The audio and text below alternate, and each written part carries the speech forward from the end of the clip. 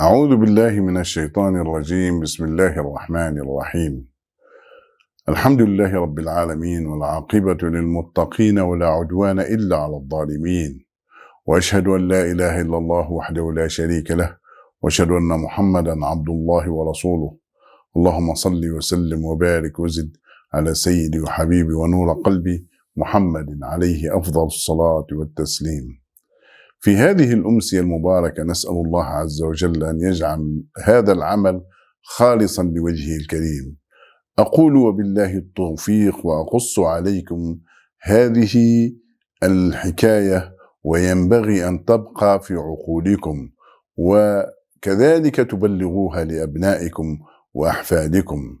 لو قيل لك أيها المؤمن قبل 40 عام من الآن، وأنت المطبوع في ذهنك صورة الجيوش العربية التي لم تصمد أمام جيش الاحتلال أكثر من 6 ساعات، أن شيخا قاعدا على كرسي مدولب بصدد أن ينشئ حركة تقف بوجه هذا الاحتلال، أكنت تصدق؟ ولكنه قد كان، فصدق.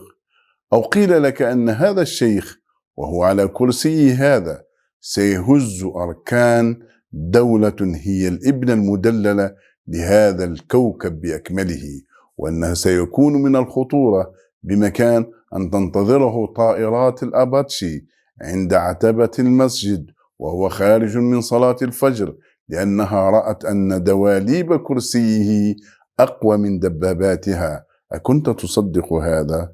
ولكنه قد كان، فصدق. ولو قيل لك أن هذا الأمر بأكمله قد بدأ بحجر وسكين وزجاجة حارقة، أكنت تصدق لو قيل لك هذا؟ ولكنه قد كان، فصدق. وإنه لو قيل لك أيضا أن رجلا كان يدرس في جامعة فيرجينيا للتقنية، ثم نظر إلى ذلك الصاروخ البدائي في مدينته فقال في نفسه: ماذا أفعل هنا وهم يحتاجونني هناك؟ سأقلب المعادلة بإذن الله. عاد وأعمل فكره وصب كل ذرة من كيانه وهو يطور منظومة صواريخ المقاومة، فلم ينزل وسامة أو فلم ينل وسامة الشهادة إلا وقد كان قد رأى صاروخه الأثير على قلبه عياش 250. هذا الرجل قصف مطار على بعد 250 كيلومتر من مدينته المحاصرة. أكنت تصدق هذا لو قيل لك هذا؟ ولكنه قد كان، فصدق.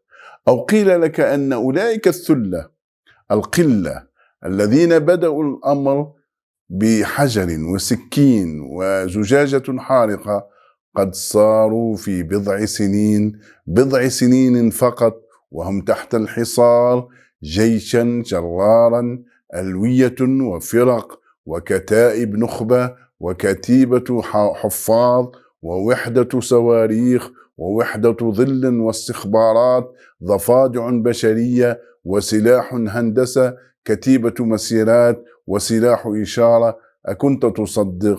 ولكنه قد كان، فصدق الآن. لو قيل لك أنه وفي يوم وعلى غفلة من العالم كله هؤلاء أنفسهم الذين بدأوا الأمر بالحجارة والسكين والزجاج الحارقة قد أبادوا فرقة غزة في جيش الاحتلال عن بكرة أبيها في 40 دقيقة فقط، داسوا على رؤوس الجنود بأحذيتهم، قتلوا وأصروا وأثخنوا. أكنت تصدق هذا؟ ولكن قد كان، فصدق. لو قيل لك قبل عام أن بضعة رجال محاصرين سيصنعون طائرة وينقضوا على أقوى جيش في المنطقة، هل كنت تصدق؟ لو قيل لك قبل عام أن الطائرة التي صنعوها في ورش الحدادة البسيطة ستحلق فعلا ولن ترصدها أقمارهم الصناعية، أكنت تصدق هذا؟ ولكن الآن تعلم أنهم صنعوا معجزة. ولو قيل لك أن هذه العصابة لن تكسر أبدا بإذن الله، لن تكسر أبدا بإذن الله، وأنه لن يطول الوقت حتى تراهم في باحات المسجد الأقصى، فلربما لن تصدق. ولكن الذي خلق السماوات والأرض وأنا موقن بذلك أن هذا سيكون فصدق. هذه قصة الرجل المقعد الذي في أعيننا عاجز أمام دولة الكيان، رحم الله الشيخ ياسين. والسلام عليكم ورحمة الله تعالى وبركاته.